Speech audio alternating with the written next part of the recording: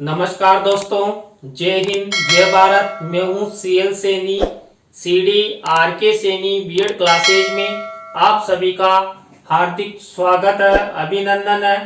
देखिए, हमारे इस चैनल के माध्यम से आप सभी के लिए पाठ योजना निर्माण कार्यक्रम चलाया जा रहा है।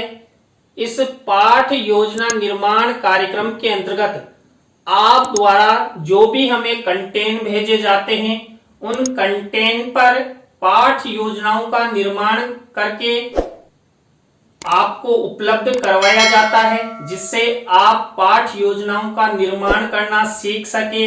आज की लाइव क्लास में हम सामाजिक विज्ञान पाठ योजना क्रमांक 10 के अंतर्गत ऑनलाइन खरीदारी यानी ऑनलाइन शॉपिंग पर पाठ योजना का निर्माण करना आपको बताएंगे कि आप ऑनलाइन खरीदारी पर पाठ योजना का निर्माण कैसे कर सकते हैं, कौन कौन से शिक्षण बिंदु आपको लेने हैं, किस तरह कक्ष में इस पाठ योजना का प्रस्तुतिकरण करना है, किस तरह मूल्यांकन प्रश्न, पुनरावृत्ति प्रश्न आपको बनाने हैं। तो पूरी पाठ योजना की जानकारी आज की लाइव क्लास में दी जाएगी। तो आप सब बने रहें हमारे साथ, हमारे चैनल के साथ। और यदि आप हमारे चैनल पर पहली बार आए हैं तो हमारे चैनल को सब्सक्राइब करें और पास ही बने बेल आइकन को जरूर दबावें, जिससे हमारे द्वारा जब भी कोई न्यू वीडियो अपलोड की जाती है या लाइव क्लास चलाई जाती है तो उनके नोटिफिकेशन आपको मिल सके और आप अच्छा अधिगम करते हुए आपको अच्छी तरह पाठ योजना का निर्माण करना आ सके। देखिए, हम जब सामाजिक विज्ञान की पाठ योजना का निर्माण करते हैं तो सबसे पहले वही शामपट पूर्ति का निर्माण करते हैं। शामपट पूर्ति के अंतर्गत हम विद्यालय का नाम, कक्षा, दिनांक, विषय, कालांश, समय और बीच सेंटर में हमारा प्रकरण लिखते हैं। प्रकरण को अंडरलाइन करते हैं, इन्वर्टेड कॉमास में बंद करते हैं। तो यहाँ पर आपको इस तरह ये शामपट पूर्ति करनी है। शामपट पूर्ति के बाद आपको ये उद्देश्य बनाने हैं, विशिष्टीकरण बनाने हैं और अपेक्षित व्यवहारगत परिवर्तन बनाने हैं। देखिए, यहाँ पर हमें हमारे उद्देश्य और हमारे मुख्य प्रकरण के आधार पर हम विशिष्टीकरण और अपेक्षित व्यवहारगत परिवर्तन का निर्माण करते हैं, जिसके अंतर्गत 1 से 2 विशिष्टीकरण, 2 से 3 अपेक्षित व्यवहारगत परिवर्तन बनाते हैं। सामाजिक विज्ञान पाठ योजना के अंतर्गत हम 6 उद्देश्यों का निर्माण करते हैं, जिनमें पहला उद्देश्य होता है ज्ञान। अब ज्ञान से रिलेटेड आपको ये विशिष्टीकरण बनाने हैं और ये अपेक्षित व्यवहारगत परिवर्तन बनाने हैं। इसी तरह आपको इस टॉपिक और उद्देश्य के आधार पर अवबोध से रिलेटेड विशिष्टीकरण और अपेक्षित व्यवहारगत परिवर्तन बनाना है। इसके बाद हमारा 3rd नंबर का उद्देश्य होता है ज्ञानोपयोगी। ज्ञानोपयोगी से रिलेटेड ये विशिष्टीकरण और ये अपेक्षित व्यवहारगत परिवर्तन आपको बनाना है। इसी तरह कौशल से रिलेटेड ये विशिष्टीकरण और ये अपेक्षित व्यवहारगत परिवर्तन आपको बनाना है। तो ये 4 उद्देश्य हुए। 5वां उद्देश्य है अभिरुच्यात्मक। देखिए, अभिरुचि से रिलेटेड ये विशिष्टीकरण और ये अपेक्षित व्यवहारगत परिवर्तन आपको बनाना है। इसके बाद अभिवृत्ति से रिलेटेड ये विशिष्टीकरण और ये अपेक्षित व्यवहारगत परिवर्तन आपको बनाने हैं। तो आपको कुल 6 उद्देश्य बनाने हैं। 6 उद्देश्यों में आपको 1 से 2 विशिष्टीकरण और 2 से 3 अपेक्षित व्यवहारगत परिवर्तन बनाना है। आप इस तरह उद्देश्य, विशिष्टीकरण और अपेक्षित व्यवहारगत परिवर्तन बनाते हैं तो आपकी पाठ योजना अच्छी बनती है। तो यहाँ तक ये उद्देश्य हुए। उद्देश्यों के बाद हमारी नेक्स्ट प्रक्रिया आती है कक्षा शिक्षण सहायक सामग्री के कॉलम की कक्षा शिक्षण सहायक सामग्री दो प्रकार की होती है, सामान्य और विशिष्ट। देखिए सामान्य शिक्षण सहायक सामग्री तो हमारे पास उपलब्ध होती है, लेकिन जो विशिष्ट शिक्षण सहायक सामग्री होती है उसका हमें निर्माण करना होता है, जिसके अंतर्गत हम चार्ट, चित्र, मॉडल, प्रतिकृति आदि का निर्माण करते हैं। देखिए ऑनलाइन शॉपिंग, इस प्रकरण में हम चार्ट और चित्र का प्रयोग करेंगे। इसी तरह आपको इसके बाद पूर्व ज्ञान का कॉलम बनाना है, पूर्व ज्ञान का कॉलम, और उसके बाद शिक्षण बिंदु का कॉलम बनाना है। देखिए जब हम इस पाठ योजना में पाठ प्रस्तुतिकरण करेंगे तो जो हमारा मुख्य प्रकरण है ऑनलाइन खरीदारी, उससे रिलेटेड ये 3 शिक्षण बिंदु आपको पाठ प्रस्तुतिकरण में अपनाने हैं और इन्हीं पर पूरी पाठ योजना हमारे द्वारा बनाई जाएगी। तो इस तरह ये शिक्षण बिंदु तक की प्रक्रिया आपको अपनानी है। तो यहाँ पर हमने सबसे पहले श्यामपट्ट पूर्ति, श्यामपट्ट पूर्ति के बाद उद्देश्य कथन, विशिष्टीकरण, अपेक्षित व्यवहारगत परिवर्तन, कक्षा शिक्षण सहायक सामग्री, पूर्व ज्ञान और शिक्षण बिंदु तक की प्रक्रिया वो कॉलम बनाए। इसके बाद हमारी मुख्य पाठ योजना शुरू होती है, जो प्रस्तावना शिक्षण बिंदु से होती है।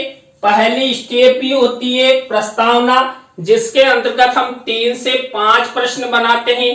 अंतिम प्रश्न समस्यात्मक होता है, प्रश्नों में तारतम्यता होती है, जिग जैग होता है, उत्तरों से ही प्रश्न बनाए जाते हैं और सरल से कठिन की ओर शिक्षण सूत्र का प्रयोग किया जाता है। प्रस्तावना के सभी प्रश्न छात्रों के पूर्व ज्ञान पर होते हैं, संक्षिप्त होते हैं और अवबोध योग्य होते हैं। तो यहां पर देखिए ऑनलाइन शॉपिंग, इस मुख्य प्रकरण से रिलेटेड प्रस्तावना के प्रश्न कैसे बनाए गए हैं। पहला प्रश्न देखिए, सोने की चिड़िया किस देश को कहा जाता था, यानी भारत को। अब इसी उत्तर से हमारा नेक्स्ट प्रश्न बनेगा, भारत में बालक बालिका शिक्षा ग्रहण करने हेतु कहां पर जाते हैं, विद्यालय में जाते हैं। अब इसी से हमारा नेक्स्ट प्रश्न बनेगा, विद्यालय में पढ़ने वाले बालक बालिका क्या कहलाते हैं। देखिए बालक बालिकाओं को विद्यालय में जेंडर रूप में छात्र छात्रा के नाम से जानते हैं।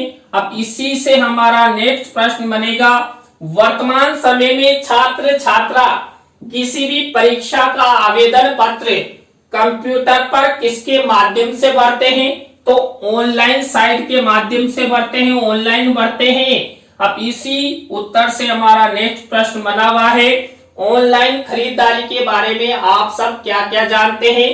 तो यहाँ पर अंतिम प्रश्न समस्यात्मक हो गया, उत्तरों से प्रश्न बनाए गए, प्रश्नों में तारतम्यता है, सरल से कठिन की ओर शिक्षण सूत्र का प्रयोग किया गया है, छात्रों के पूर्व ज्ञान पर यह प्रस्तावना के प्रश्न संक्षिप्त है, सुबोध है और छात्र इनके उत्तर आसानी से बता सकते हैं। तो यहां तक आपको ये प्रस्तावना के प्रश्न बनाने हैं। इसके बाद आपको सेकंड स्टेप अपनानी है उद्देश्य कथन की। देखिए यहाँ पर ये उद्देश्य कथन दूसरा शिक्षण बिंदु है।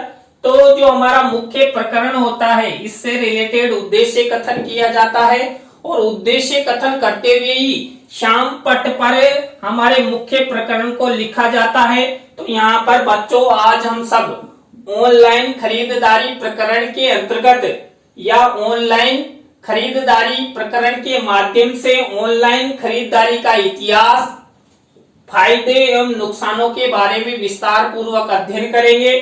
तो यहाँ पर ये शिक्षण सहायक सामग्री में हम ऑनलाइन खरीदारी से संबंधित प्रोडक्ट का यहाँ पर चित्र भी मेंशन कर सकते हैं उद्देश्य कथन में। तो ये हमारी सेकंड स्टेप हुई।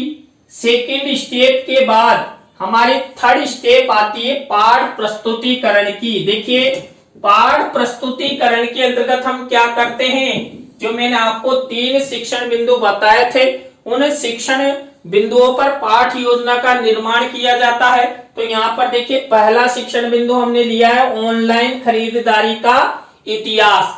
अब ऑनलाइन खरीदारी का इतिहास इससे रिलेटेड हम विकासात्मक प्रश्न करेंगे, विकासात्मक प्रश्न और ये विकासात्मक उत्तर। इसके बाद ऑनलाइन खरीदारी का इतिहास, इससे ही रिलेटेड छात्र अध्यापक छात्र अध्यापिका कथन करेंगे। अब जो ये छात्र अध्यापक छात्र अध्यापिका कथन है, इसी में से कोई मुख्य शब्द है, सेंटेंस है या कोई परिभाषा है तो उसको श्यामपट्ट कार्य वाले कॉलम में ब्लैक शीट का निर्माण करते हो वहां पर लिखते हैं। तो देखिए मेरे द्वारा ये लिखा गया है और इसी से रिलेटेड यहाँ पर शिक्षण सहायक सामग्री में ऑनलाइन खरीदारी से संबंधित विभिन्न प्रकार की साइटों या कंपनियों के नाम इस चित्र में मेंशन किए गए हैं। तो आपको भी इसी तरह ऑनलाइन खरीदारी का इतिहास, इससे रिलेटेड ये प्रक्रिया, यह फॉर्मेट अपनाना है।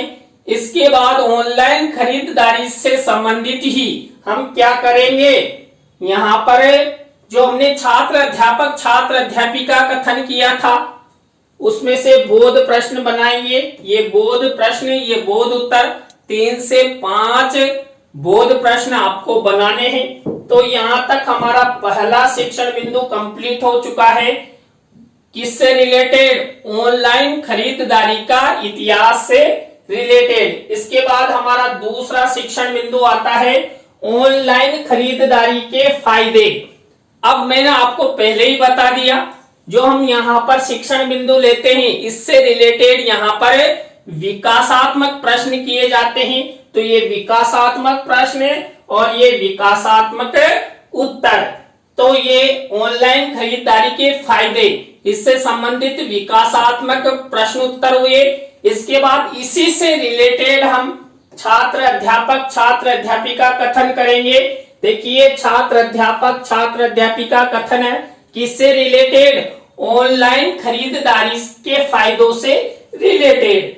तो ये छात्र अध्यापिका कथन हुआ, इसी से रिलेटेड श्यामपट्ट कार्य वाले कॉलम में वही ब्लैक शीट का निर्माण और सिल्वर कलर के पेन से मुख्य शब्द, सेंटेंस या परिभाषा को लिखते हैं। तो मेरे द्वारा लिखा गया है। इसी छात्र अध्यापिका कथन से रिलेटेड शिक्षण सहायक सामग्री में चित्र मिनीचर के रूप में लगाते हैं। तभी तो देखिए मैंने आपको बताया था विशिष्ट शिक्षण सहायक सामग्री के अंतर्गत चार्ट और चित्र का प्रयोग करेंगे। तो यहाँ पर चार्ट और चित्र का प्रयोग किया गया है।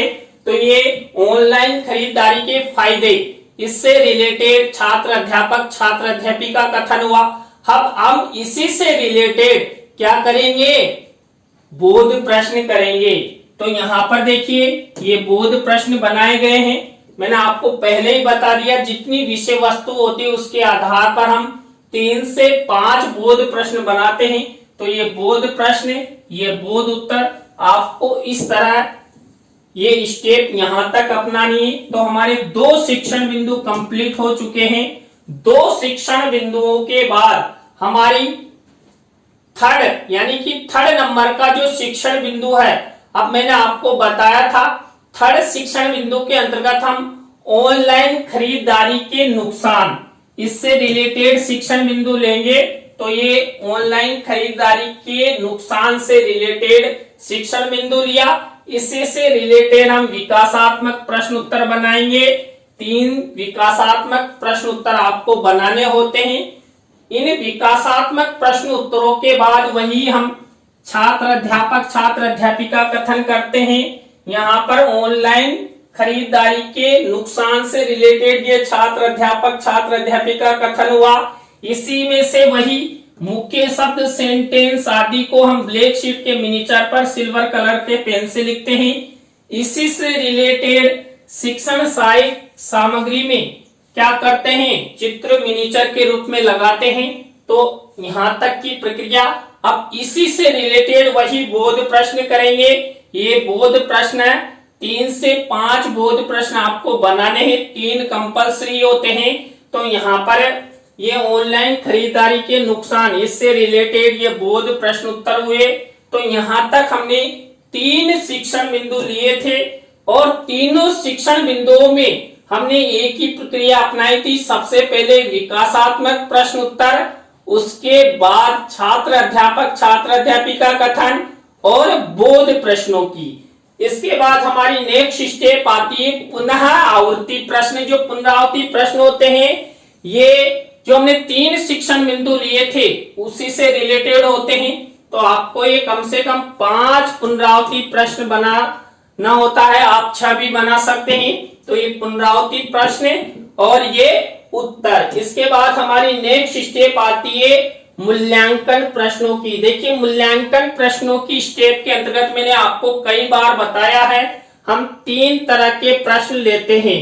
तीनों तरह के प्रश्नों में हम 2-2 प्रश्न लेते हैं। तो यहाँ पर 2 प्रश्न वस्तुनिष्ठ से रिलेटेड, 2 प्रश्न रिक्त स्थानों से रिलेटेड या सत्य असत्य से रिलेटेड, या 2 प्रश्न लेते हैं हमें लघुत्रात्मक अति लघुत्रात्मक से रिलेटेड और किसी भी प्रश्न का उत्तर यहां पर नहीं लिखते। मेरे द्वारा इस ब्लैक शीट पर किसी भी तरह का कोई उत्तर नहीं लिखा गया है। जब इस पाठ योजना का प्रस्तुतिकरण हम कक्ष में करते हैं तो उस समय इनके उत्तर लिखे जाते हैं। और देखिए जब आपका फाइनल लेसन होता है तो यहां पर ये मूल्यांकन प्रश्न लपेट श्याम फलक पर लिखे जाते हैं। तो इस तरह आपको ये मूल्यांकन प्रश्नों की स्टेप अपनानी है। मूल्यांकन प्रश्नों के बाद हमारी नेक्स्ट स्टेप आती है गृह कार्य की। गृह कार्य के अंतर्गत वही हम श्यामपट्ट कार्य वाले कॉलम में 1 से 2 निबंधात्मक प्रश्न छात्र छात्राओं को होमवर्क के लिए देते हैं। वही ब्लैक शीट का निर्माण करते हैं, सिल्वर कलर का पेन यूज किया जाता है। तो दोस्तों आज की पाठ योजना की लाइव क्लास में हमने सामाजिक विज्ञान पाठ योजना क्रमांक 10 के अंतर्गत ऑनलाइन खरीदारी यानी ऑनलाइन शॉपिंग के बारे में पाठ योजना का निर्माण करना आपको बताया। आज की पाठ योजना की लाइव क्लास आपको कैसी लगी कमेंट्स में हमें जरूर बताएं। अच्छी लगी हो तो लाइक करें, कमेंट्स करें और शेयर जरूर करें। दोस्तों आप सब हमारा सपोर्ट करते हैं तो हम भी आपके लिए कुछ नया करने का प्रयास करते हैं। और जो ही आप कंटेंट हमें भेजते हैं तो अंडर 10 डेज में हम बनाने की कोशिश करते हैं। तो इसी तरह नई पाठ योजना की लाइव क्लास के साथ हम आपसे फिर मिलते हैं CL सैनी के साथ CDRK सैनी बीएड क्लासेज पर। जय हिंद, जय भारत, राम राम साहब।